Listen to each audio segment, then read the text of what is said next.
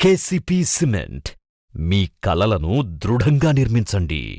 నిరుపేద వాళ్ళకి ఎవరికైనా మీరు పథకాన్ని ఇచ్చిన దళిత బంధు ఇచ్చిన వాళ్ళు 80% మంది 70% మంది కూడా మీ టీఆర్ఎస్ పార్టీ జెండా మోసినోళ్ళు, మీ టీఆర్ఎస్ పార్టీలో పనిచేసిన వాళ్ళు తప్ప పేదవాళ్ళకి ఎవ్వరికి కూడా దళిత బంధు రాలే. దళిత బంధుకు సంబంధించిన ఇష్యూ లోపల జిల్లా కలెక్టర్ గారు కానీ మండలికి సంబంధించిన అధికారులు కానీ గ్రామాల్లో గ్రామ సభ పెట్టి ఎవరైతే నిరుపేద వాళ్ళు ఉన్నారో నిరుపేద వాళ్ళతో సెలక్షన్ గిట్ట ఈ సాంఘిక సంక్షేమ మంత్రిగా ఉన్న ఈశ్వర్ గిట్ట ఎప్పుడన్నా దాని మీద రివ్యూ పెట్టి పేదవాళ్ళకు పథకం వచ్చే విధంగా ఏదైనా ఆలోచన చేసిందా? ఏమనంటే మీ ఎస్సీ కార్పొరేషన్లో గతంలో లోన్లు ఎన్ని వచ్చినాయి, ఇప్పుడే ఎన్ని వచ్చినాయి అంటుండ్రు.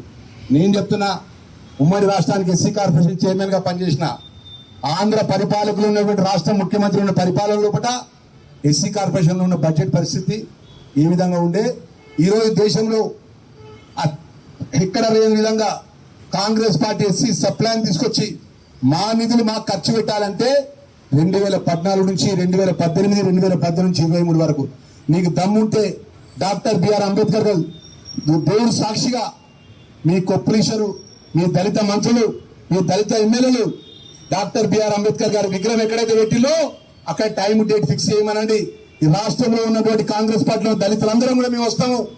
ఎంతమంది దళితుల పేదల డబ్బులకు సంబంధించిన ఎస్సీ సప్లాన్ నిధులు మీ కేసీఆర్ మీ ప్రభుత్వము దారి మళ్ళించి నిరూపిస్తాము. ఒకవేళ నిరూపించకపోతే రేపు రాబోయే ఎన్నికల్లో నేను పోటీ చేయనని చెప్పి నేను సవాల్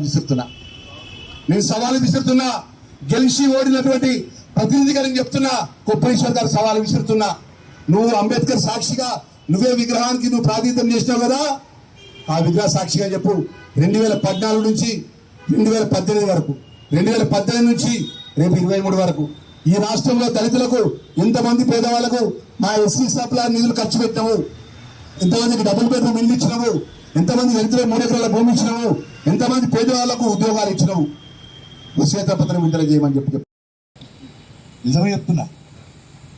బాగా తిని తాగి సాయంత్రం వచ్చి ఇక్కడ ప్రెస్ మీట్ బట్టి ఇలా రాష్ట్రం మొత్తం ఆర్ఎస్ఎస్ నుంచి ఆర్ఎస్యు దాకా, కమ్యూనిస్టుల నుంచి కాంగ్రెస్ పార్టీ మొత్తం కూడా ఈ రాష్ట్రం మొత్తం ఒక వ్యక్తిని గౌరవిస్తుందంటే అది కేవలం ఒక జీవన్ రెడ్డి గారిని. పార్టీలకు అతీతంగా, రాజకీయాలకు అతీతంగా, కులాలకు అతీతంగా తెలంగాణ సమాజం మొత్తం సమాజం చేత గౌరవింపబడే ఏకైక వ్యక్తి పెద్దల జీవన్ రెడ్డి గారు.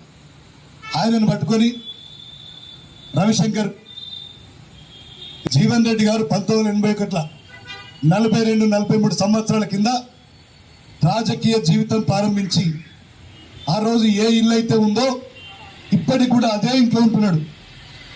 ఆయన 4 దశాబ్దాలకు పైగా రాజకీయ జీవితం ఆయనది. 4 సంవత్సరాల రాజకీయ జీవితం నీది.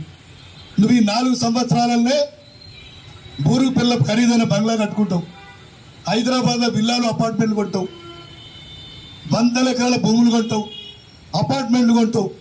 ఇది నీ 4 సంవత్సరాల రాజకీయ జీవితం. 40 ఏళ్ళు దాటినా జీవన్ రెడ్డి గారు ఏ కుర్చీలో కూర్చున్నారో, ఏ ఇంట్లో ఉన్నారో గదే ఇంటున్నారు. బెవకూఫ్ నువ్వా మాట్లాడేది రవిశంకర్? ఎవడో తాగిపిస్తే, ఎవడో తినిపిస్తే పెద్ద ముందు పెద్ద గురించి మాట్లాడతావా? నీ సంగతి తెలియదా? ప్రతి దానికి కమిషన్ లేదైనా పనిచేస్తావా?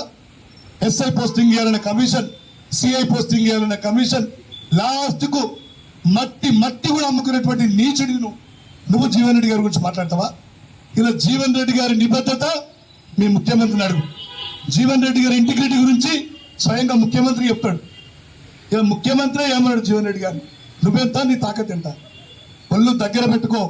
ఇంకొకసారి కనుక రిపీట్ అయితే బిడ్డ దళితులంతా కలిసి నీ ఒళ్ళు పగలగొడతారు, నాలుక చీరేస్తారు బిడ్డ. సవాల్ సిద్ధమా? ఇలా జగిత్యాల ఎమ్మెల్యేకు, అదేవిధంగా చొప్పదండి ఎమ్మెల్యేకు నేను సవాల్ విసురుతున్నా. మీరు దళిత బంధు ఇప్పిస్తా అని చెప్పి ఒక్కొక్కరి దగ్గర 2 నుంచి 3 లక్షలు తీసుకున్నది వాస్తవం కాదా? అదే జీవన్ రెడ్డి గారు ఆరోపించారా తీసుకున్నారని? స్వయంగా మీ ముఖ్యమంత్రి ఆరోపించాడు.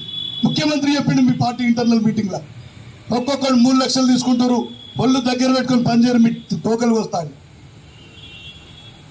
మీకు అభద్రత బాగుంది. 2 ఎమ్మెల్యేలకు మాకు టికెట్లు ఇస్తాడా, మేము గెలుస్తామా ఓడతామనే ఒక అభద్రత భావంతో ఇలా పెద్ద జీవన్ రెడ్డి గారి గురించి మాట్లాడుతున్నారు. మీరు ఏం చేసుకున్నా మీకు టికెట్ రావు నేను చెప్తున్నా.